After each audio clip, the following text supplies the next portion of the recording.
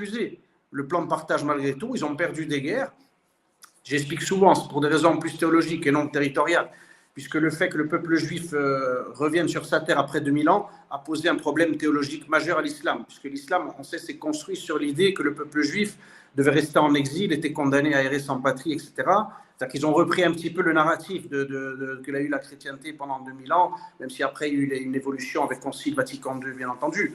Mais on va dire le premier, on va dire les anciens, vraiment le narratif catholique qu'on a pu avoir pendant 2000 ans là-dessus, c'est-à-dire que l'islam a repris cette thèse-là et donc a été dérangé par notre retour en terre d'Israël, puisque finalement ça vient ébranler toutes leurs croyances. Et puis David, excuse-moi de te couper, tu as aussi Oui. À l'époque le paranabisme arabe, parce qu'à l'époque c'était surtout le nationalisme de Nasser qui voulait imposer. Alors oui. Plus que Nasser n'était pas un religieux d'ailleurs, hein, c'était pas il était justement opposé aux frères musulmans qui voulaient d'ailleurs, qui étaient à la base du Hamas, qui est l'idéologie du Hamas. Lui, Nasser, il voulait utiliser la Palestine comme étant justement le seul territoire qui lui manquait pour avoir, si tu veux, cet État paranabisme pour pouvoir être le chef de cet État-là. Tout à fait. C'est intéressant parce que tu avais parallèlement aussi à ça une espèce de nationalisme. En réalité, tu sais, tout était imbriqué.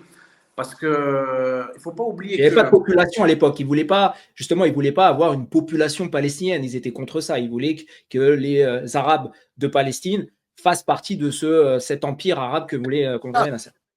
C'était bien sûr, eux, ils étaient dans un projet justement d'avoir un Moyen-Orient complètement arabe, bien évidemment, et donc ça les dérangeait.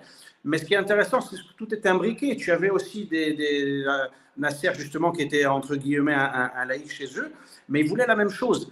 Et d'ailleurs, tout était imbriqué parce que tu avais la notion théologique où ça dérangeait, et cette notion aussi du panarabisme. Et d'ailleurs, on sait qu'on a vu que ça dérangeait sur le plan théologique aussi. C'est que, comme je dis toujours, il ne faut pas oublier que le grand moufti de Jérusalem, qui était le bras droit d'Hitler, s'était rendu à Berlin directement voir Adolf Hitler en lui demandant, en lui soufflant la solution finale, comme on le sait. C'est-à-dire que l'idée vraiment de la solution finale a été impulsée par le grand moufti de Jérusalem, qui ne voulait pas du retour d'Israël sur sa terre. Ça dérangeait.